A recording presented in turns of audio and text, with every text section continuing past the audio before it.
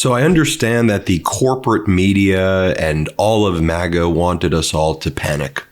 They wanted to try to push President Biden out, but it looks like their efforts are now backfiring in their face, and people are rallying behind President Biden because despite the media spending all of their time obsessed with Donald Trump and attacking President Biden and not talking about the data, not talking about the economic record that President Biden has, not talking about what President Biden has delivered once in, I think, any generation, historic pieces of legislation like the CHIPS Act and the PACT Act and the Inflation Reduction Act and the Infrastructure Act, and I can go on and on and on.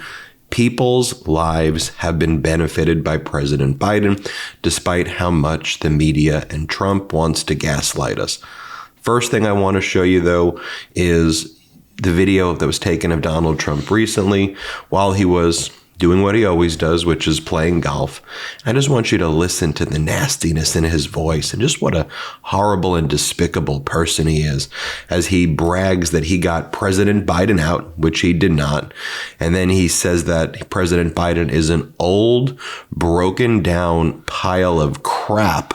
And then he calls Vice President Harris pathetic. Let me just share with you this clip. Play it. How did I do with the debate the other night? Oh, amazing. Kick that old broken down pile of crap. Yeah. It's a bad guy. He just quit, you know. He's quitting the race. Is that right? Yep, I got him out of the race. And that means we have Kamala.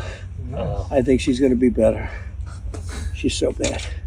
She's so pathetic. It's so amazing. It's just so fucking bad. So I just can't imagine. But can you imagine that guy with dealing with Putin and the president of China, who's a fierce person? He's a fierce man, a very tough guy. And they see him. They probably they can't. But they just announced he's probably quitting. Good. Okay? Yeah, that's amazing. And just think about the lack of character in that individual. And of course, you've seen now all the videos we've been doing here at the MeidasTouch Network talking about Donald Trump's Epstein connections and talking about how Donald Trump's a convicted felon, how Donald Trump is someone who's been found liable for sexual assault. We've gone through it all here at the MeidasTouch Network, and I just think the American people get it. The media wants to focus on ageism. The American people want to focus on their families and their life and the economy, things that President Biden has helped out that the media refuses to cover. I mean, just take a look recently, post-debate. Here is the Decision Desk poll of polls right here of the average in Wisconsin. President Biden's now taken a lead in Wisconsin post-debate, and I think we're going to see this trend over and over and again. Here's what I want to show you, too, because, as the New York Times has refused to focus on Trump's Epstein connection, refused to call for Donald Trump's ouster, despite the convictions, despite being found liable for sexual assault, despite being found liable for fraud, despite mishandling COVID, resulting in millions of deaths. The New York Times doesn't want to really focus on that, barely even focusing on the fact that the Trump justices on the Supreme Court overturned Roe v. Wade, took away women's reproductive rights, declared that presidents are kings. You don't hear any outrage from the New York Times or the punditry class about that. But let me just show you how out of touch the New York Times is with the public. The New York Times posted the following on its Instagram account. Biden's lapses are said to be increasingly common and worrisome. And they go on to say, the New York Times has been on the forefront of this coverage. We are speaking with multiple people under conditions of anonymity. There were tens of thousands of responses. When I first captured this, I think there was 9,000 comments, and then that's all increased since then. But take a look at the types of comments that people are making to the New York Times. Meanwhile, Trump hasn't said a complete, coherent sentence in years. Bry writes, someone else writes, Trump's felonies are said to be increasingly common and worrisome. There, fixed it for you. Another person says, Biden could be in a medically induced coma, and I'd vote for him him any day before the felon, would vote for Biden's corpse over Donald Trump. Trump fell asleep repeatedly during the trial and doesn't know the name of his own wife. But you know what? Biden isn't telling us he's going to try to become a dictator. I'm voting Biden. Nice try, New York Times. It's like you guys want Project 2025 to come to fruition. One of the things I really like is that people are starting to understand Project 2025. We've been reporting about it here, how it is hand in hand with the Supreme Court's ruling to try to appoint Donald Trump as a dictator to impose a fascist state. Project 2025 outlines the plan for fascism. I'll show you a clip in a moment on that, but let's just take a look at what more people have been saying. And Mitch McConnell stroked out twice on live television. I'm voting for Biden. Reports like this take the focus of off of how dangerous a Trump second term would be. Do better, New York Times. Another comment. Project 2025. This should be your story every freaking day. You know what else is becoming increasingly common and worrisome? The demonization of a great president, and currently our one hope to continue this democracy. Lots of comments like this. Unsub to the New York Times and vote blue. Here's another comment. Using his stutter to judge competency is albiism. His stutter doesn't make him incompetent. This is irresponsible journalism. Sorry, I didn't realize I followed the New York Post. What is this? The step to defeating fascism in America is very simple. Americans know what's at stake. Another comment. Sammy goes, he could be on life support and he'd still be better than Trump. You should be educating the public on Project 2025. JFC. Chelsea Michelle goes, oh, cool, we're going to be fear-mongering to benefit the far right after the decision of the Supreme Court made. Wow, you guys sold the F out. At New York Times, I would love to see you guys highlight Trump and his downfalls, including his felonies and rape charges. Again, I can go on. You get the point. I've shown you thousands of these. There are thousands of comments like this, and I think this is where the American people are at. This is where American public sentiment is at. Speaking of Project 2025, this is one of the leaders of the movement from Project 2025. He's from the Heritage Foundation, and here he talks about how he and MAGA are currently leading a revolution in the United States, and it will be bloodless, he says, if the left lets them. By the way, sounds like a sociopathic abuser, but that's who they are.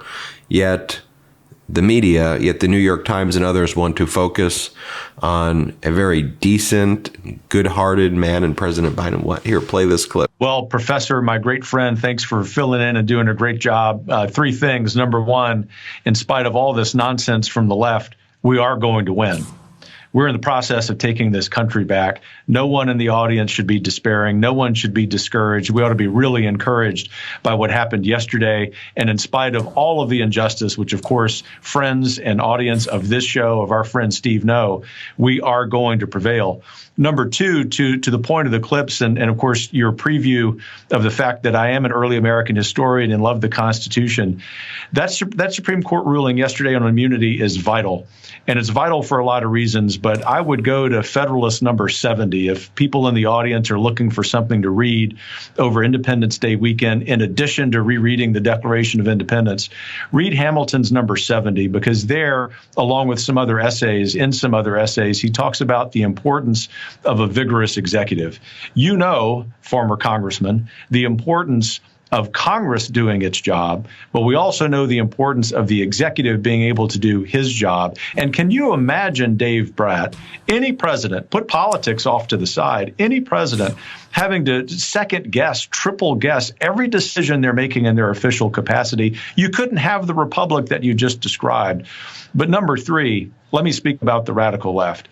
You and I have both been parts of faculties and faculty senates and understand that the left has taken over our institutions. The reason that they are apoplectic right now, the reason that so many anchors on MSNBC, for example, are losing their minds daily is because our side is winning. And so I come full circle in this response and just want to encourage you with some substance that we are in the process of the Second American Revolution, which will remain bloodless if the left allows it to be. But you know what? The governors have President Biden's back. Here's Minnesota Governor Tim Walz from yesterday. Play this clip. This was after 24 Democratic governors met with President Biden. They've got his back.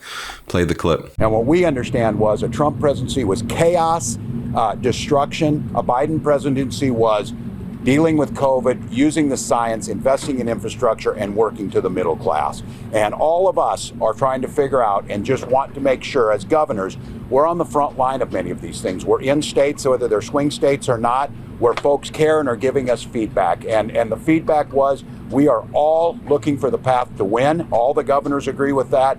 President Biden agrees with that. He has had our backs through COVID, through all of the recovery, all of the things that have happened. The governors have his back, and we're working together just to make very, very clear on that. A path to victory in November is the #1 priority, and that's the #1 priority of the president. So that's what we're trying to get done. Here's Governor Moore. Play the clip. I always say this, in November, we've got a clear choice.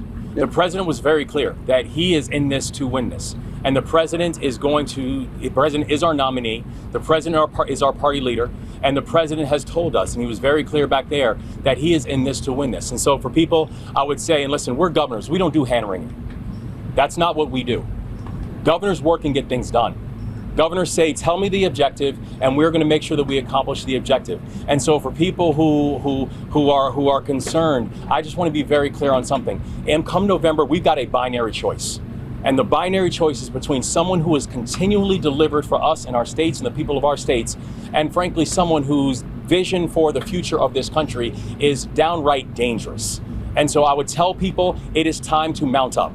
And it is time to get serious and understand what's at stake. And here's what President Biden had to say about the 4th of July. Play this clip. Let me end with this. Tomorrow is the 4th of July.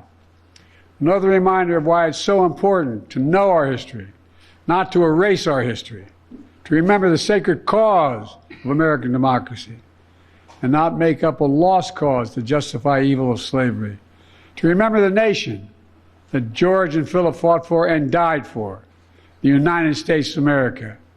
That's who we are. That's who we are. The United States of America, there's nothing beyond our capacity in the United States if we work together. So God bless you all, and may God protect our troops. And with that, it's my honor to ask the military to read the citations. Thank you.